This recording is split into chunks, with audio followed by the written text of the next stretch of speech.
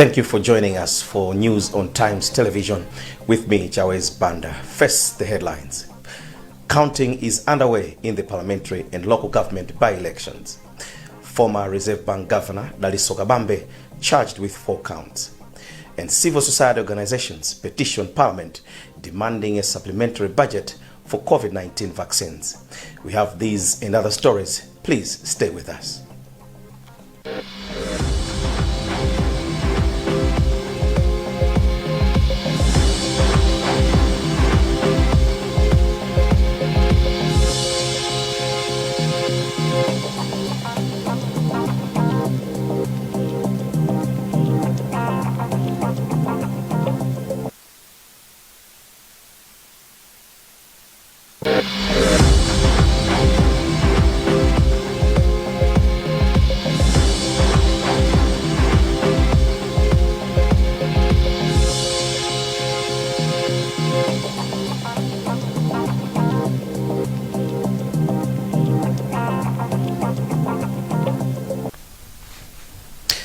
Counting of votes is currently underway in the just-ended by-elections that were taking place in Kadabe Central constituency, as well as Chikwembere ward in Blantyre and Msanje Lalanje ward.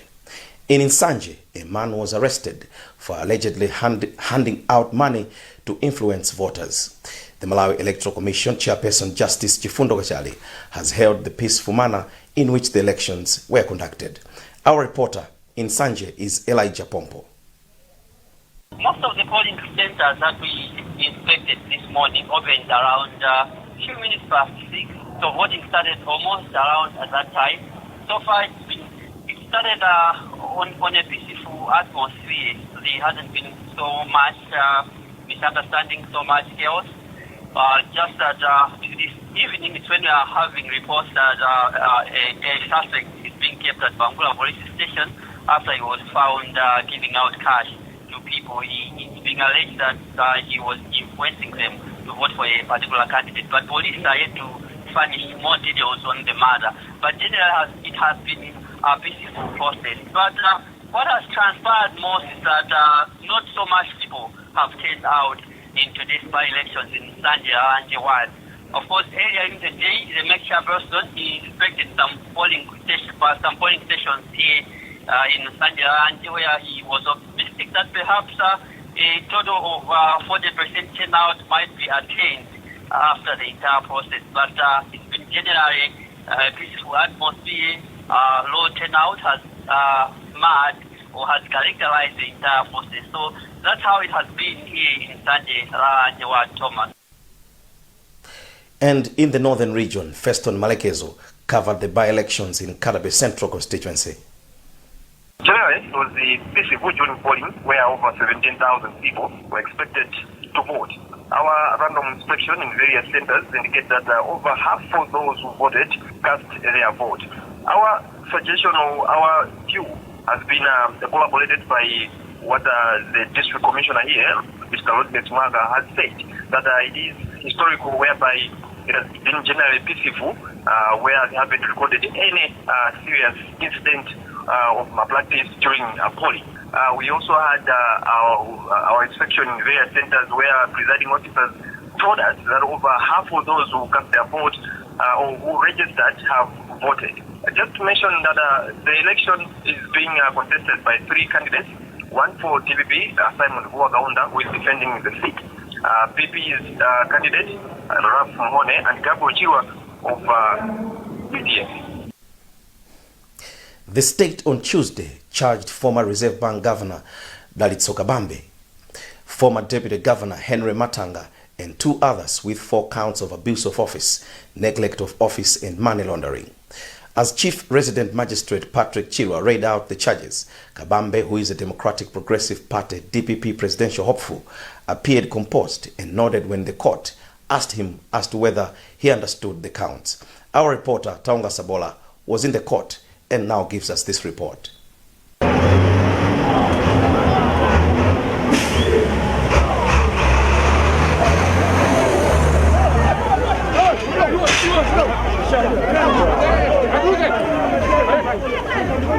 Kabambe and the 3 others arrived at the court just after 11 o'clock aboard a police van and were greeted by jubilant DPP supporters who had gathered at the court to give Kabambe some moral support.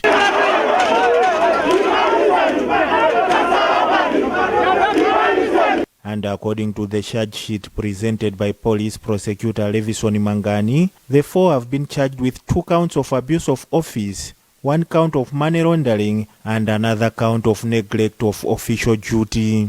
During the court hearing, the state pleaded with the court to allow the police to further remand the suspects for another 14 days so as to give ample time to the law enforcers to conclude investigations on the matter. Pawe Nkutabasa is lawyer for second accused in the case, Henry Matanga, and he explains what transpired in the court. The accused persons have been arrested on various dates from Sunday and yesterday.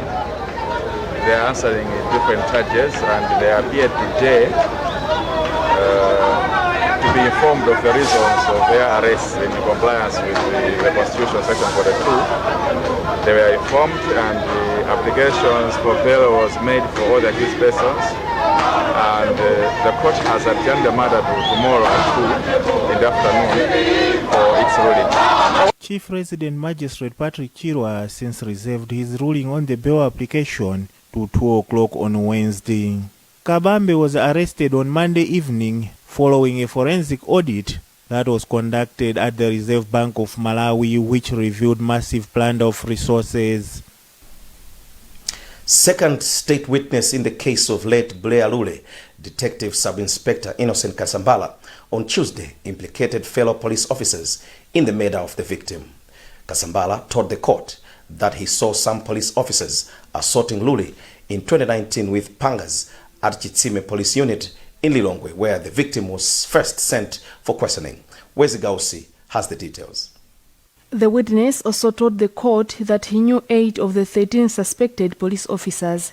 Kambala told the court that the officers started beating Lule after he denied having a hand in the killing of a person with albinism, even though the other suspects were alleging that it was Lule who had the boy. He says out of the 8 police officers, he saw Richard Kalawile, Maxwell Mbidzi, Innocent Wanda, and Pochipole beating Lule with panga knives one after the other. Lule was laid down with the trousers down whilst they were beating him on his back in Baragos. Another witness was former Director of Criminal Investigations Department CID, Stani Chaima. Chaima told the court that Lule was cooperative when questioning him, but says he later discovered that the victim was Trace. One of the defense lawyers, Director of Legal Aid Bureau, Masauko Chankakara, says the hearing of the case was progressing well. Well, for us it's progress. At least we are now have dealt with the witnesses which were prepared for today. So we're looking forward for tomorrow. We have 3 witnesses coming tomorrow. Judge Dorothy De Gabriel has since adjourned the case to Wednesday, June 30, 2021. Lule was arrested for allegedly abducting and murdering a 14-year-old boy with albinism, Goodson Fanizo in Dedza.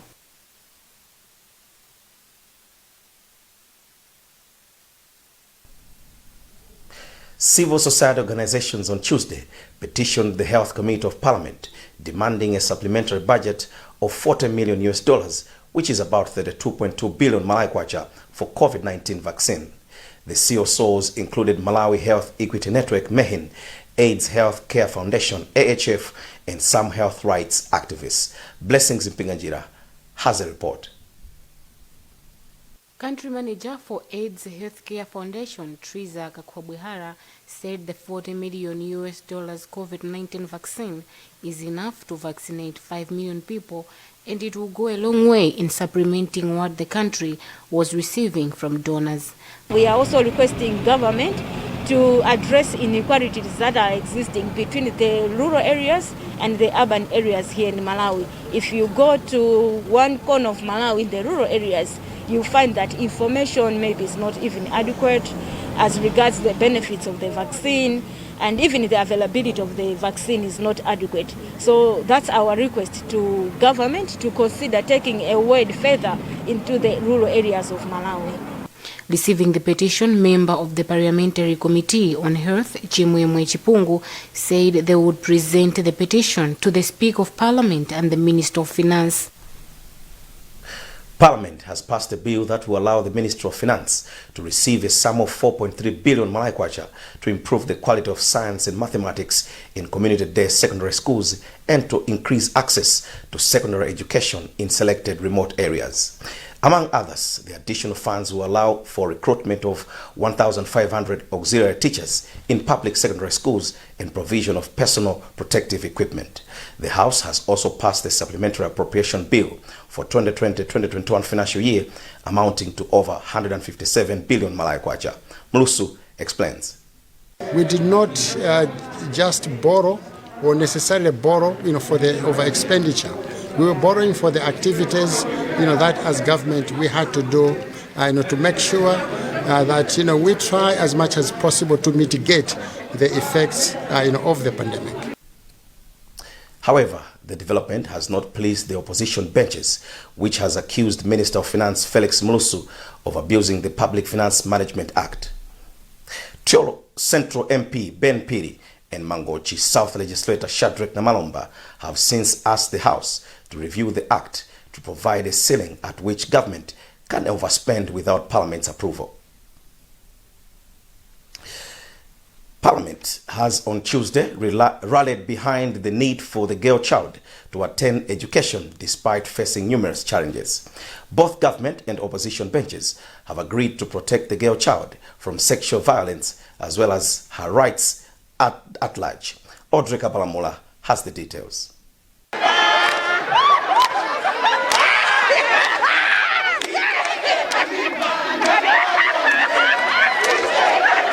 To commemorate the International Day of the African Child, which falls on 16th June every year, the female members of Parliament wore school uniforms from various schools while participating in today's business. Ironically, Minister of Education Agnes Nyalonje and her deputy Lazarus Chakwera were sent out of the chamber in the morning to put on the uniforms as leaders of the line ministry. Speaker of the National Assembly, Catherine Gotan-Hara, says it was worth celebrating with the girl child amid challenges they face in their daily lives. As we stand with the girl child, as much as we know they are going through a lot, there are so many challenges that they face, but we want to encourage them that even with the challenges that they are facing, no desk in schools, not enough school class blocks, no support from parents, and so many other challenges that they need, that they should still persevere and they should still work hard. Chairperson of the Women Caucus, Loni Chijere Piri, collaborates with the Speaker on the need to encourage the girls to remain focused throughout their education. We are doing this just to show a girl child out there that as members of Parliament, at one point we were like them. And whatever problems they are going through, we went through them. But because we were focused, we had something that we wanted to have in our life. And we focused on that thing, and that's why we are here today. Leader of the House, Richard Chimwendo Banda, said both male and female MPs were committed to ensuring that girls were protected.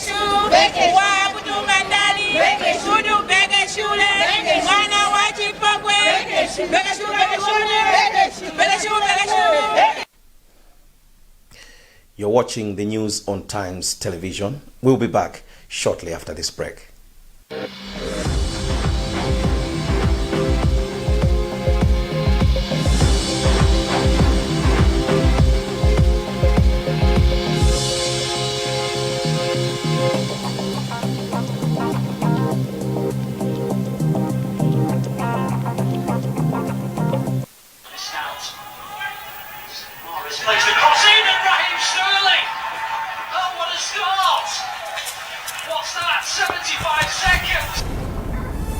This marriage is a punishment for you, and you are going to be suffering for the rest of your life. I thought you'd married some supermodel. Look.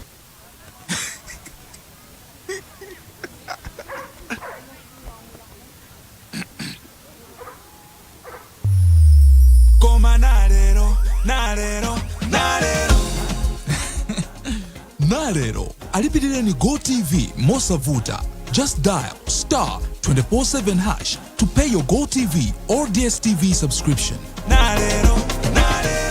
Standard Bank. It can be. Hi, little one. What seems to be the matter? I know just what you need. Me! I'm Classic Milk, your instant milk powder. Perfect for breakfast, tea time, or evening time. Whether you're working hard in the office or just relaxing at home. And I'm suitable for tea, coffee, or an instant milk drink for kids just like you. Yes! That's exactly how I make you feel. Classic instant milk from Rab Processors. Full cream milk powder for the whole family.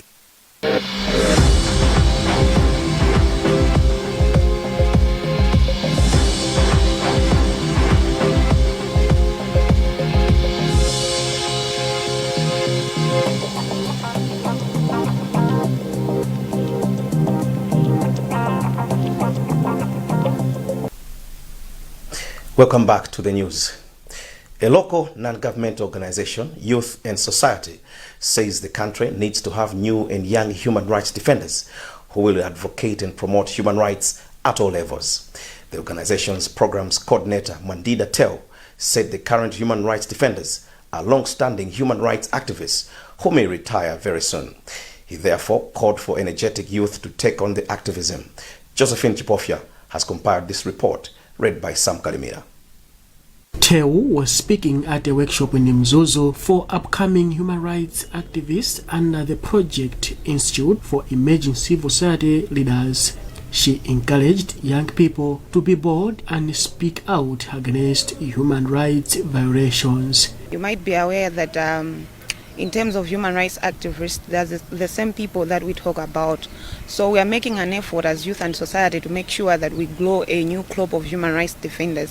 One of the participants at the training, Togozi Lungu, said the training has helped her develop interest on various issues happening in the country. Because at first, I shouldn't lie, I wasn't even involved in anything happening in the country and I wasn't even interested. But having gone through this training, it has opened up my mind to things, and it has opened up my understanding to things and how they should be in this country. Yes. The project started last year and 15 young people were trained, on which 13 managed to graduate. YAS is an non-governmental organization whose aim is to promote and defend human rights and democratic governance in Malawi in the interest of young people and marginalized groups. Mzuzu University students who are studying nursing are at risk of withdrawing from the institution, as most of them are failing to settle tuition fees. Mzuzu Vice Chancellor John Kalingasaka confirmed the development, adding that students that are on the upgrading program are failing to secure scholarships to complete their studies. Sam Kalimira reports. Saka revealed this when Global Action in Nursing presented scholarships to 40 students who are upgrading at the institution. The Vice Chancellor said the university normally enrolls 100 students every year, but the majority fail to pay tuition fees. Again, has only provided 40 scholarships, but annually we take about 100 of the students. So it means there is a gap of 60. But what about those who are in the senior years? There are still those who are struggling to find scholarships. And therefore, if we can get additional funding, we'll be very happy. One of the students, Loveness Kuombola, agreed with Saka, saying some students are at the verge of withdrawing because they cannot manage to pay 850,000 kwacha per year. He then thanked Global Action in Nursing for the scholarships and pledged to work hard and save Malawians after completing her studies. Some have reached a point that they're thinking of maybe sparing time to leave, to withdraw the school and go back to their work, to at least maybe save 2 or 3 years of work to save some finances so that they can come back. But then the school rules cannot manage to do that. So the problems are still there. Global Action in Nursing Project and nurses mentor Richard Marilokwenda said they have supported the nursing students as one way of fighting maternal and neonatal deaths, which he said is on the increase in Malawi. The biggest challenges that we're facing in as far as the health sector is concerned is the increased number of maternal death and neonatal deaths.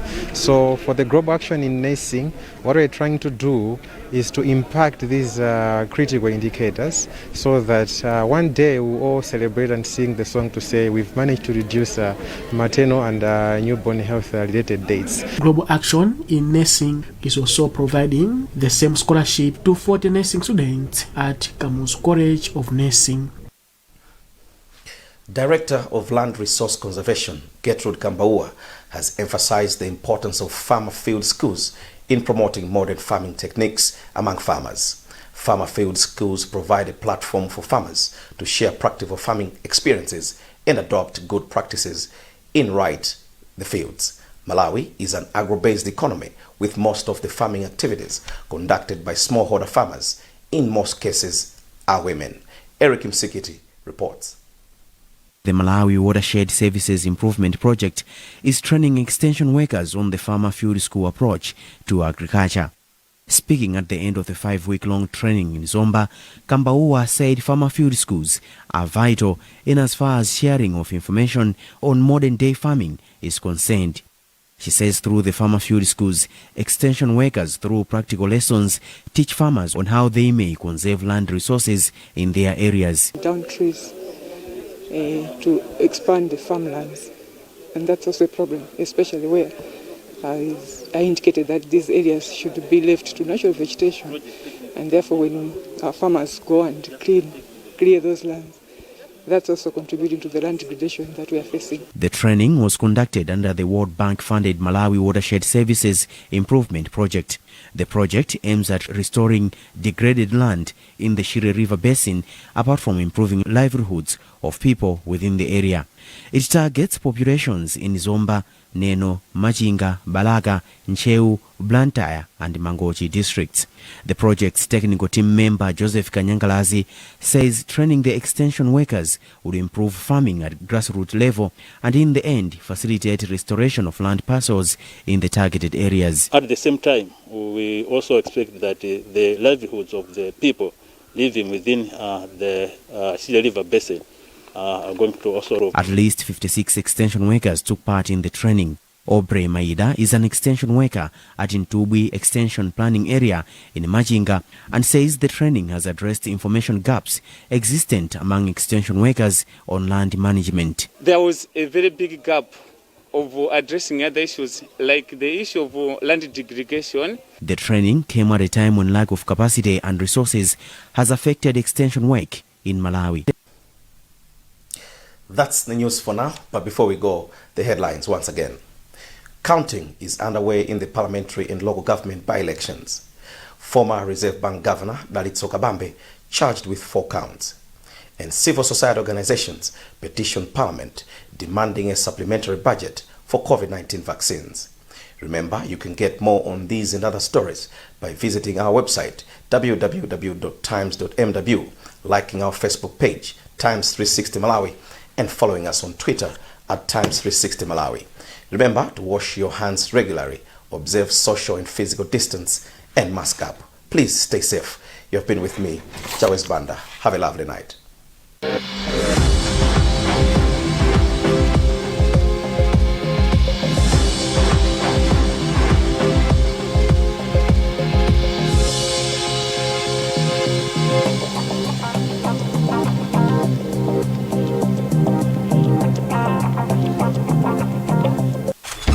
The summer of soccer is here, and becoming the premier bet soccer hero is all about making the right selection.